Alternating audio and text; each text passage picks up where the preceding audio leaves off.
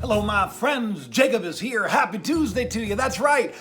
One show after another show. Oh my goodness, it's great. It's great. That's because there's so much. There's so much. I have so many notes to get to today. I got a lot of stuff, and I got a little bit of time because we got to get the EE off to the bus because I do a lot of this stuff like right before I get to work. You know, it's one of those things. It's one of those things. Okay, so let's talk about the Chinese scientist who gene edited with the Crispr system the baby. It was the first time it's ever happened, and he basically edited this baby to become HIV resistant. Twin babies were born, bragged about it. Big twist in this. Spooky stuff. When you find out what this guy is facing over there in China, you don't want to be messing with the Chinese government, right? You don't want to be messing with them. They're scary. They're scary.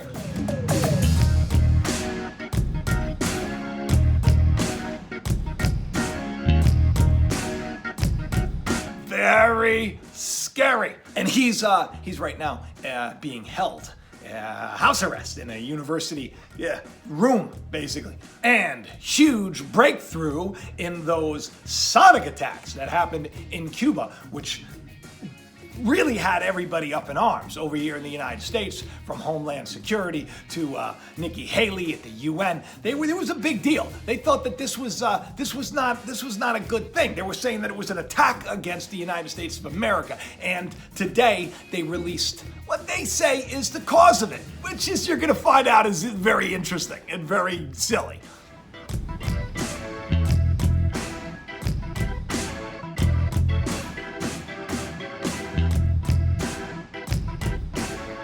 More news talking about the CRISPR system and gene editing.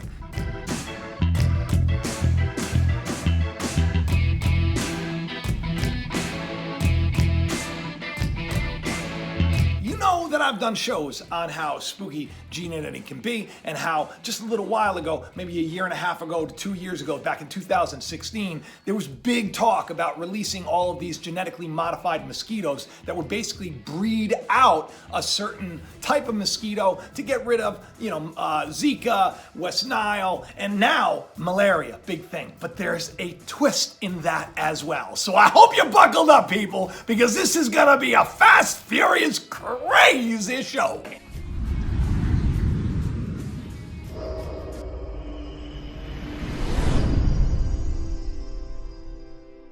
The Chinese scientist who claims to have created the very first gene-edited baby may face the death penalty. That's right, he may end up going to, not jail, but dead, to the grave, because corruption, bribery, a lot of other stuff. Not to mention going against the laws of, as they say, the laws of nature and the laws of ethics and morality.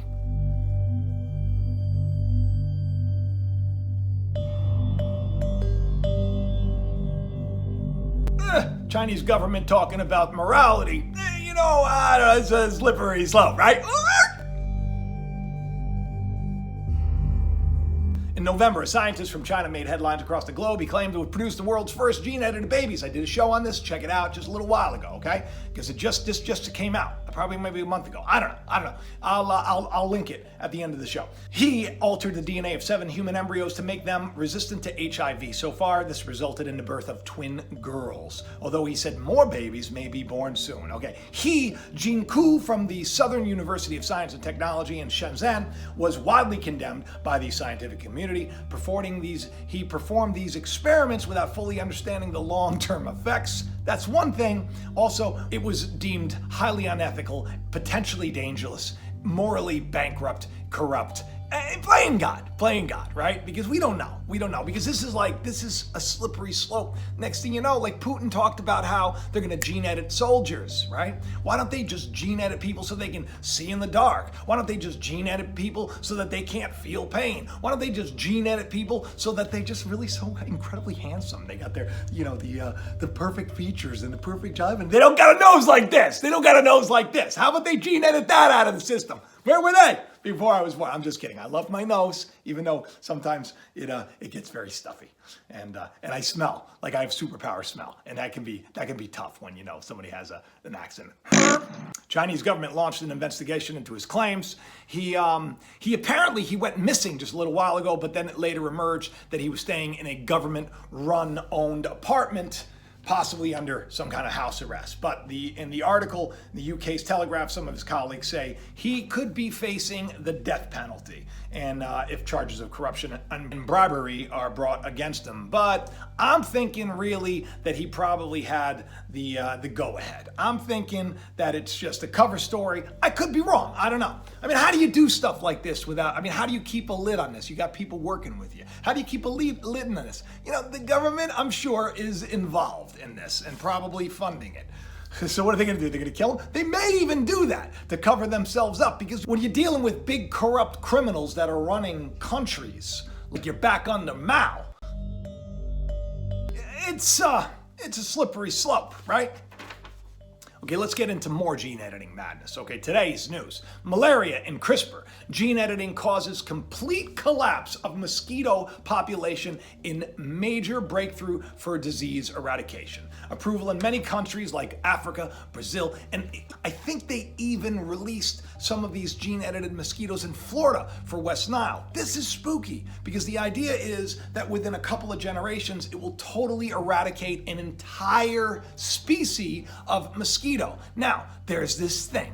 I don't know. We learn about it when we're very young. It's called the food cycle, right? So you got the mosquitoes, they're eaten by the frogs, which are eaten by the birds, which are eaten by, and then it's eaten by us. So you see, if you start wiping out populations, entire populations of an entire species to combat things that you can combat basically with education, with funding, you know, with basically getting clean water and really educating people. That's the main thing, because this is happening. The deaths that are happening because of malaria, it's horrible. We're talking, I think in like 2016, 445,000 people died from malaria. So it makes sense, right? Let's get rid of this. Let's get rid of it.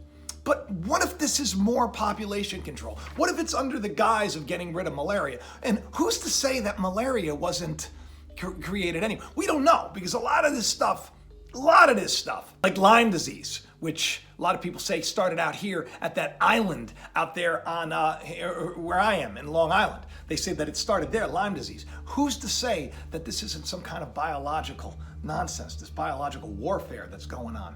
And now what are they doing? What are they doing? I don't know. I think that this is a lot scarier than the gene-edited baby right now.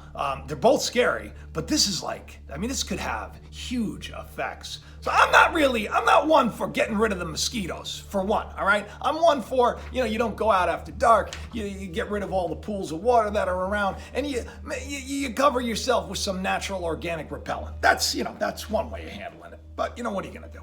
How about funding something that would combat malaria to begin with?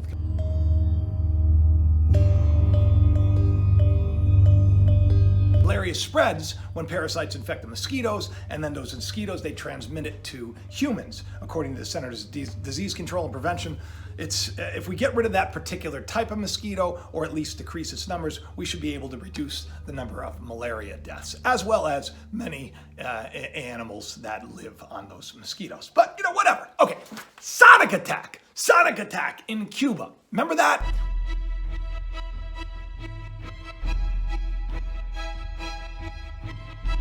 Sonic attack in Cuba. Sonic attack in Cuba. Sonic attack. That's what they said. That's what they called it. The sonic attack. The sonic attack. I mean, it was very, very sci-fi. Very, very, very, very spooky sounding. Right? As the American flag flew outside of the U.S. Embassy around 2016, dozens of staffers at the embassy in Cuba fell very sick. Let me see. What did they say? After reportedly hearing a mysterious noise that was in their hotel rooms and in their homes and in their offices. Afterward, they reported severe physical symptoms, including vertigo, headaches, ear pain, and even cognitive difficulties and hearing loss. This was like a big deal. This was like all over the news. They were saying this was an act of war. Well, they even recorded these sounds. They said it was like a mysterious sound. That's why they called it a sonic attack, because it was like... But the whole time, you know what it was? You know what they said it was? It was this.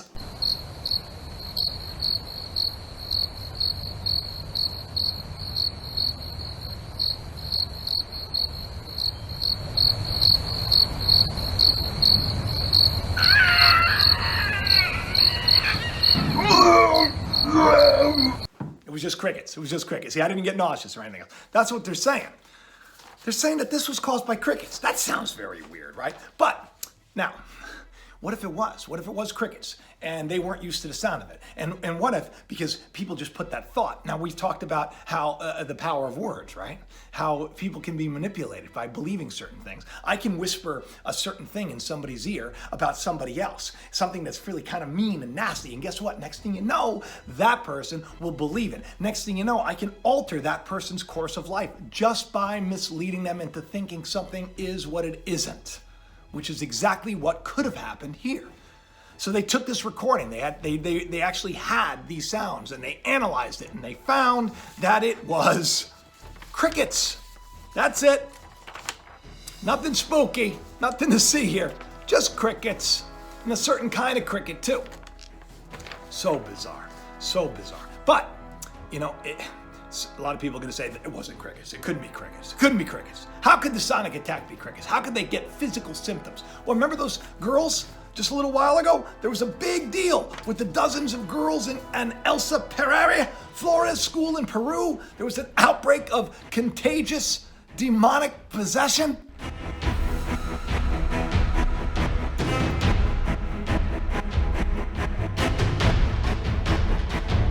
Yeah, you remember that? That was just a little while ago. All these schoolgirls were flipping out, and it was like catchy. Bird box, anyone?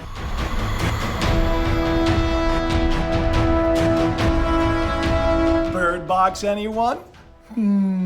That's the thinker, the Mandela effect, right? Not like this. I don't remember this. I don't remember this. But bird box, right? They, the demon possesses them, and they end up killing themselves. In this case, same thing, but could it be just mass hysteria? Mass hysteria is true. You know, you start saying, I smell smoke in a theater, right? And then you start saying, maybe there's a fire in a theater. People will believe it. They will feel it. They will smell it. They will even see it, because our minds are powerful and we sort of co-create reality. So this cricket attack that happened in Cuba is outrageous, and I'm getting armor pest control on it. I'm going to take care of this business. So we have better relationships with Cuba, and then those people that smoke those Cuban cigars won't have any problems at all. I don't think they have any problems. I think that embargo's over with. I think that that's over with, but I don't know. Who knows? Who knows? So was this a case of mass hysteria? It could be, but it's an interesting way for us to leave today's program, because I got just a couple of seconds to get Ethan down the stairs. Ethan, the bus is coming in like 5 minutes, buddy! So he should be down in a second. Maybe he'll even say hi. I don't know. He's not like his dad. He's not somebody who likes attention or likes to come out here and make people laugh. It's what Man, I want to say subscribe too. Okay, all right. Go ahead, say it. Hey everybody, subscribe to Dad's channel and my channel. Oh, that's right. Ethan's going to be starting his channel soon. I mean, he's in school right now, and we're working on his older brother Noah's. I think is going to help out a little bit. It's going to be fun. So if you want, I'll link Ethan's channel below. You can check out some of his other videos. He's going to be doing a lot more this summer. And this is right before the bus. We got like literally 4 seconds, no, like 4 minutes to get him to the bus. I do this before work and everything else. So I just want to thank all of you. I love all of you. He scored 3 baskets in his game. What was that? Do that again. Yeah, okay, nice. 3 baskets. His first basketball game ever. We've been practicing, and it paid off. And what? Yeah, it counted as 6 points. 6 points, and they won their game. And who was there screaming? Who was there screaming? You and Mommy. Yeah, we were screaming. We were like lunatics. We're like, go, Ethan, shoot! I'm like, turn around, Ethan, shoot! Nice pass! Shoot it! Yeah! Nice pass, nice shot. We were very loud. We were very aggressive. Not in a bad way, in a good way. But, we're a lot older than most of the parents because, we had him later in life. So, these, I'm looking to be 48 years old and I'm screaming. I'm like, you would think that I was the coach of the year. Yeah, I was screaming a lot. All right, well, we love each and every one of you, and we'll talk to you. Want to blow him a kiss? All right, talk to you soon. I need to go for the bus. Okay, goodbye.